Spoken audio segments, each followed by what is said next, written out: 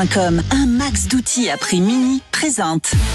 Sud Radio, le journal des sports.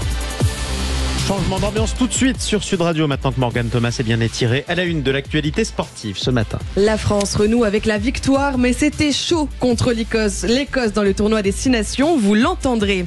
2 événements foot ce soir, la finale de la CAN en Côte d'Ivoire et le Super Bowl aux États-Unis.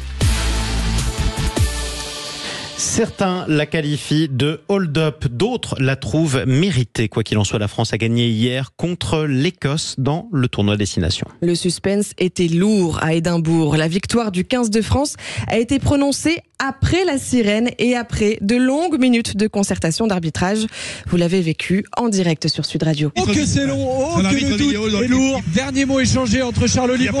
Fin du match, pas essai, victoire de l'équipe de France ici à Murrayfield, où qu'elle est importante et que ce fut dur. Oui, Joseph Ruiz et Daniel Herrero retenaient leur souffle sous les huées de milliers d'Écossais. Faut imaginer l'ambiance. Le ballon a-t-il été aplati sur la sirène par le pack écossais? L'arbitre dit non, aucune image ne peut le prouver. Les Français, donc miraculés, sortent vainqueurs 20-16 et renouent avec la victoire. Leur première depuis l'élimination en Coupe du Monde. Alors le capitaine Grégory Aldrit est heureux mais veut garder la tête froide. On va rester très humble surtout, pas parce qu'on a gagné ce soir qu'on va se prendre pour d'autres. Humble, ce n'est pas ce qu'on pourrait dire de l'entraîneur Fabien Galtier après le match. Le contenu est parfait. Depuis 4 ans, je vous dis, on n'est pas là pour faire des démonstrations. On est là pour représenter et pour gagner les matchs et pour être le plus fort possible. Sûr de lui, Fabien Galtier promet un 15 de France plus fort. Prochain match des Bleus dans le tournoi à destination, c'est dans 2 semaines contre l'Italie. Oui, je peux vous dire qu'un certain nombre de nos consultants Sud Radio et animateurs se sont étranglés hier en entendant cette analyse de Fabien Galtier. Quoi qu'il en soit, hier, l'Angleterre l'a emporté sur le Pays de Galles. Résultat 16-14, c'était serré. Le 15 de la Rose est en tête du classement pour l'instant. À suivre l'Irlande qui reçoit l'Italie à 16h tout à l'heure. Et débrief du match demain dans votre nouveau rendez-vous au cœur de la mêlée, animé tous les lundis par François Trio sur Sud Radio, la radio du rugby. Du football également dans l'actualité sportive avec la victoire facile du PSG contre Lille, 3-1.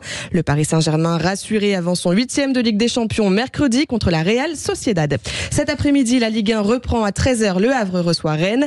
À 15h, Lorient, Reims, Clermont-Brest et Toulouse, Nantes. Exactement, ce soir d'ailleurs, c'est la finale de la Coupe d'Afrique des Nations. C'est quoi l'affiche, Morgane Thomas ? Le Nigeria qui affronte la Côte d'Ivoire, pays hôte. Coup d'envoi à 21h ce soir.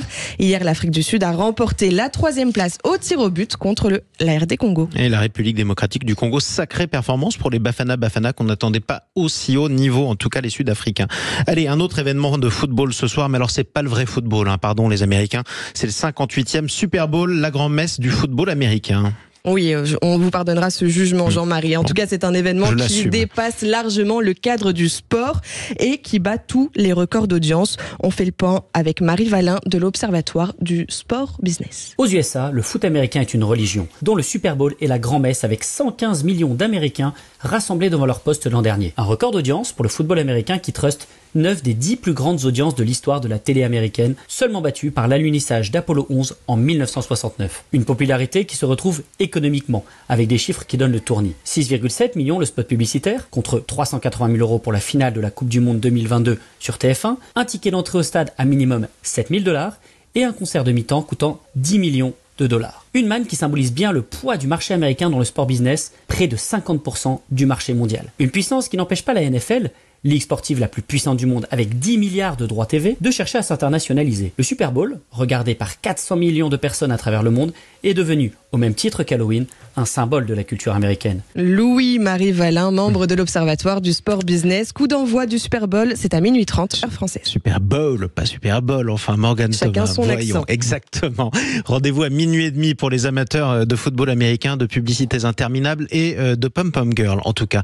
Merci beaucoup, restez avec nous sur Sud Radio, on se retrouve dans un instant.